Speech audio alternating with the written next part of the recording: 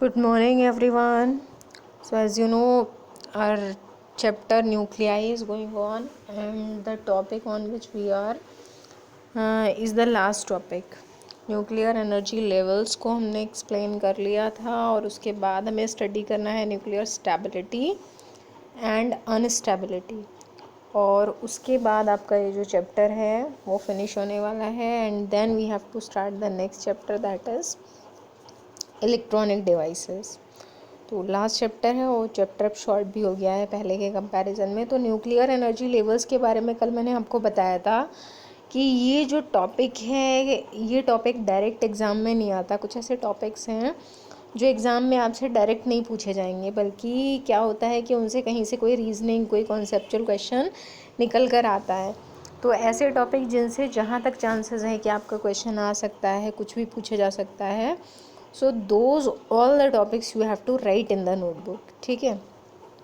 Second thing कि इस बार क्या इम्पोर्टेंट है और क्या इम्पोर्टेंट नहीं है, ये कन्फ्यूज़न क्रिएट हो रहा है, that I came to know. लेकिन अब क्योंकि पैटर्न जो है पेपर का, that is totally changed, topics कम हो गए हैं, एंड मे बी पॉसिबल कि और टॉपिक्स डिलीट हों आपके सिलेबस से। तो आपको भी इम्पॉर्टेंट के बारे में नहीं सोचना है, आपको सिर्फ कॉन्सेप्ट्स पढ़ने हैं, आपको वेटेज के बारे में नहीं सोचना है, क्योंकि पहले जो टॉपिक 5 मार्क्स में आता था वो अब नहीं है, या जो पहले 5 मार्क्स में आता था वो 3 में है। तो ऐसे कुछ चेंजेस हुए हैं।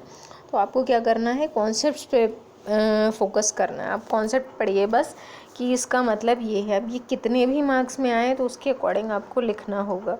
ओके। तो देखिए, एक बार फिर से मैं बता देती हूँ न्यूक्लियर एनर्जी लेवल्स। तो जैसा कि आपने इलेक्ट्रॉन्स के बारे में पढ़ा था कि जो इलेक्ट्रॉन होता है वो ट्रांजिशन करता है, तो एटम्स के जो है वो डिफरेंट इलेक्ट्रॉन की डिफरेंट स्टेट्स के अकॉर्डिंग एटम के बारे में बोला जाता है कि atom is in ground state या फिर atom is in excited state. तो उसी तरह से जब हम न्यूक्लियस को स्टडी कर रहे हैं तो न्यूक्लियस के जो कॉन्स्टिट्यूएंट पार्टिकल्स हैं, यानी कि न्यूक्लियॉन्स, प्रोटॉन्स और न्यूट्रॉन्स, तो वो न्यूक्लियस के अंदर कंटिन्यूसली मूवमेंट में रहते हैं, और उनका जो मूवमेंट होता है उसके अकॉर्डिंग वो डिफरेंट एनर्जी स्टेट्स में पॉसेस करते हैं। तो डिफरेंट एनर्जी स्टेट्स का मतलब कि कुछ ऐसी स्टेट्स हैं जिनकी एनर्जी कम है, लो एनर्जी है, कुछ ऐसी स्टेट्स हैं जिनकी एनर्जी हाई है। तो अगर उनको इतनी सफिशेंट एनर्जी मिल जाती कि वो लो स्टेट से हाई स्टेट में जंप कर जाते हैं, तो जो न्यूक्लियस है वो कहलाता है एक्साइटेड स्टेट में। तो ये जो लेवल्स हैं जिनमें कम एनर्जी वाला लेवल ग्राउंड लेवल कहलाता है, ज़्यादा एनर्जी वाला लेवल एक्साइटेड लेवल कहलाता है। तो इसी तरह से जब न्यूक्लियॉन्स इस तरह का ट्रांजिशन करते हैं तो न्यूक्लियस के लिए कहा जाता है कि these are the different energy levels for a nucleus. तो ये न्यूक्लियर एनर्जी लेवल्स हैं। उसके बाद हमारा जो टॉपिक है लास्ट, वो इस ग्राफ से रिलेटेड है, कर्व से रिलेटेड है। उसका नेम टॉपिक का है न्यूक्लियर स्टेबिलिटी एंड अनस्टेबिलिटी। तो एक बार फिर से मैं इस टॉपिक पे फोकस कर रही हूँ क्योंकि ये बहुत इंपॉर्टेंट टॉपिक है। न्यूक्लियस कब स्टेबल है और कब स्टेबल नहीं है, इससे रिलेटेड बहुत सारे कॉन्सेप्ट्स आप पढ़ चुके हैं।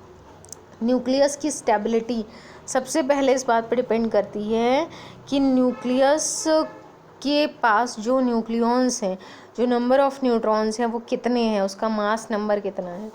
दूसरी बात, जब उसका कॉन्स्टिट्यूशन हुआ था न्यूक्लियस का, तो उस टाइम पे जो इंडिविजुअल मास था उसके न्यूक्लियॉन्स का, उसका टोटल सम यानी कि मास डिफेक्ट कितना था, नेगेटिव था या पॉजिटिव, पैकिंग फ्रैक्शन की वैल्यू कितनी थी, और इन लास्ट जो सबसे लास्ट में हमने पढ़ा है वो है कॉन्सेप्ट ऑफ बाइंडिंग एनर्जी, यानी कि जिस भी एलिमेंट के पास बाइंडिंग एनर्जी ज़्यादा है, हमने बहुत सारा जो है बाइंडिंग एनर्जी कर्व में पढ़ा कि जिसकी बाइंडिंग एनर्जी ज़्यादा है वो कहलाता स्टेबल, वो आइसोटोप स्टेबल होगा।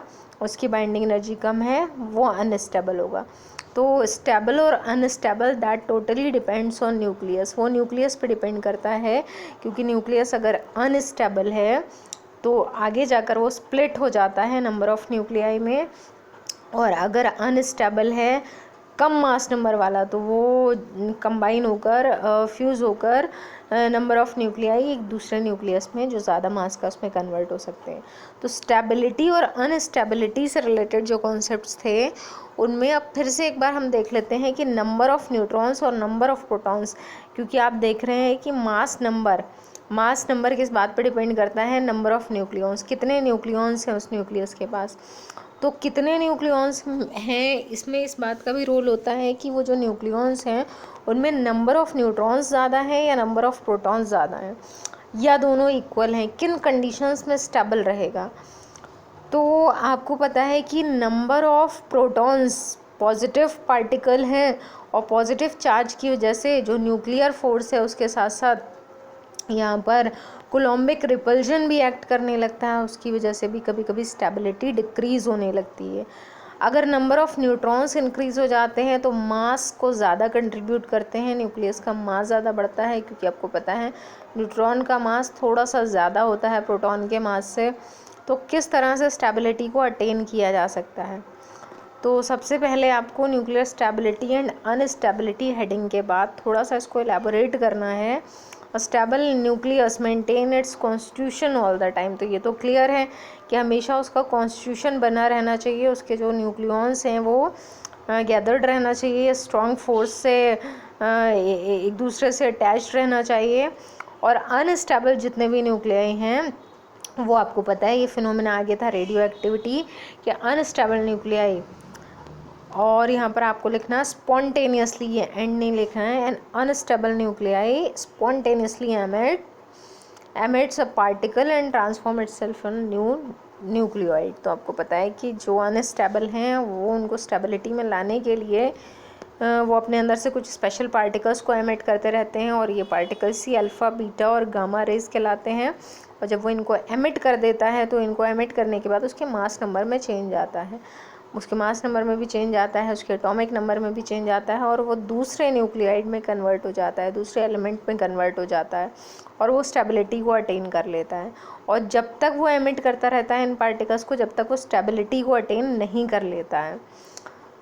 तो इस केस में क्या हो रहा है कि जो अनस्टेबल न्यूक्लियस है वो स्टेबिलिटी की तरफ जा रहा है। तो the stability of a nuclide is connected to the relative number of neutrons and protons. तो इन द लास्ट यही कहना है कि स्टेबिलिटी जो है वो कैसे अटेन करता है, जब उसके पास जो नंबर ऑफ न्यूट्रॉन्स और प्रोटॉन्स हैं वो एक प्रॉपर रेशियो में आ जाते हैं। तो यहाँ पर देखिए एक ग्राफ दे रखा है, ये ग्राफ जो है आपका, ये जो चार्ट है ये सेग्रे चार्ट भी कहलाता है। इसमें लिखा है न्यूट्रॉन प्रोटॉन ग्राफ है ये, और ये एक्सेस आप देख रहे हैं Z, प्रोटॉन्स की एक्सेस है, ये एक्सेस देख रहे हैं आप N, ये नंबर ऑफ़ न्यूट्रॉन्स की एक्सेस है, और एक ये लाइन बीच में दिखाई गई है। जो ग्राफ है एक्चुअली वो इधर जा रहा है, बहुत सारे कलर्स रिप्रेजेंटेशन है, कलर्स का भी आगे इसमें सेंस बताया जाएगा कि कुछ ऐसे न्यूक्लियोइड हैं जो स्टेबल हैं, कुछ ऐसे हैं जो स्टेबल नहीं हैं। तो स्टेबल कौन से हैं, उनसे रिलेटेड मास नंबर कितना है, न्यूट्रॉन्स कितने हैं उनके पास, प्रोटॉन्स कितने हैं, ये वाली जो लाइन है ये लगभग स्टेबिलिटी को दिखा रही है। और आप देख रहे हैं इस लाइन के ऊपर लिखा Z is equal to N। Z is equal to N का मतलब जिनके नंबर ऑफ़ न्यूट्रॉन्स और नंबर ऑफ़ प्रोटॉन्स बराबर होते हैं लगभग, या फिर कह सकते हैं दोनों का रेशियो जो आपका N/Z रेशियो है, अगर वो 1 होता है तो स्टेबिलिटी के चांसेस ज़्यादा रहते हैं। ओके, तो सबसे पहली बात ये न्यूक्लियाइड चार्ट या सेग्रे चार्ट के नाम से कहलाता है, और इस ग्राफ से जो कंक्लूज़न निकल रहे हैं वो 1 बाई 1 मैं आपके सामने एक्सप्लेन कर दे रही हूँ क्या क्या कंक्लूजन्स इससे निकल रहे हैं। तो सबसे पहले स्टेबल न्यूक्लियाइड्स जो होते हैं those lie on a well defined narrow band and the unstable nuclides lie above and below this band. तो आप देख रहे हैं कि स्टेबिलिटी वाली जो कंडीशन है, ये लाइन यहाँ दिखाई गई है, तो इसके बारे में मैंने बताया कि Z is equal to N है, लेकिन जो अनस्टेबल हैं वो इस नैरो बैंड से अबव या बिलो जा सकते हैं। तो ये एक्चुअल लाइन ये बीच में जा रही है, बाकी कुछ ऐसे भी हैं जो इसके ऊपर हैं, कुछ ऐसे हैं जो इसके नीचे हैं। तो स्टेबल जो है वो एक नैरो बैंड पे आना चाहिए, वेल डिफाइंड नैरो बैंड होना चाहिए, एक स्ट्रेट लाइन में जाना चाहिए। लेकिन अगर इस लाइन से थोड़ा बहुत चेंज हो रहा है, थोड़ा बहुत डिफ्लेक्ट हो रहे हैं, तो वो अनस्टेबिलिटी की तरफ जाते हैं। उसके बाद नेक्स्ट पॉइंट है कि लाइट स्टेबल न्यूक्लियाइड्स जो होते हैं, जो कम है वेट वाले हैं, कम मास नंबर है उनके पास, लेकिन वो स्टेबल हैं, तो tend to lie on the line n is equal to z, तो वो इस लाइन में आते हैं जो n is equal to z है। और इसका मतलब क्या हुआ कि उनके पास नंबर ऑफ़ न्यूट्रॉन्स और नंबर ऑफ़ प्रोटॉन्स दोनों इक्वल हैं, या फिर जो उनका रेशियो है n/z that is equal to 1। Okay, फिर कुछ पॉइंट्स ये हैं, तो जैसा मैंने आपको बताया कि क्वेश्चन डायरेक्ट ऐसा नहीं आएगा कि आपको ये चार्ट बनाना है, क्योंकि ऐसा डायरेक्ट क्वेश्चन अभी तक नहीं आया है। इसके जो कंक्लूज़न है उनसे क्वेश्चन बन सकता है। तो जैसे एक तो पॉइंट आपका ये आया इम्पोर्टेंट कि लाइट स्टेबल न्यूक्लियाई क्या ओबे करते हैं, तो n/z इज इक्वल टू 1। दूसरी बात, जो रेशियो है आपका n/z, याद रखना है आपको, n नंबर ऑफ़ न्यूट्रॉन्स और z नंबर ऑफ़ प्रोटॉन्स है, तो n/z इंक्रीज़ होता है। अब जैसे मैक्सिमम वैल्यू 1 तक स्टेबिलिटी को शो कर रहा है, फिर ये इंक्रीज़ होना स्टार्ट करता है हैवियर न्यूक्लियाई के लिए, और मैक्सिमम कितना हो जाता है 1.6 फॉर हैवीएस्ट स्टेबल न्यूक्लियाइड। तो यहाँ पर आपको फोकस करना है कि मैक्सिमम जो वैल्यू हो सकती है रेशियो की n/z की, वो कितनी हो सकती है स्टेबिलिटी के लिए।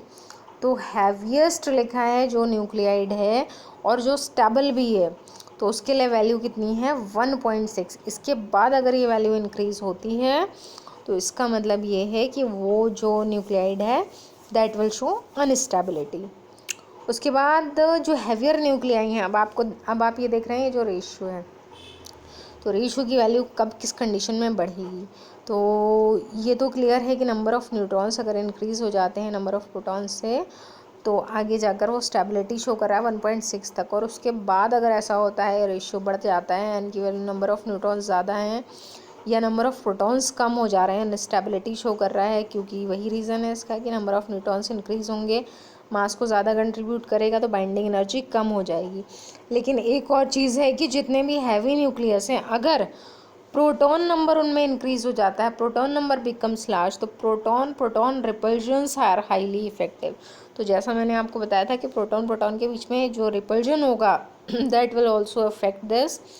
तो stability is achieved by having more number of neutrons than protons. तो ये कह सकते हैं हम कि न्यूट्रॉन्स अगर ज़्यादा हैं तो उनमें एटलीस्ट रिपल्जन नहीं होगा।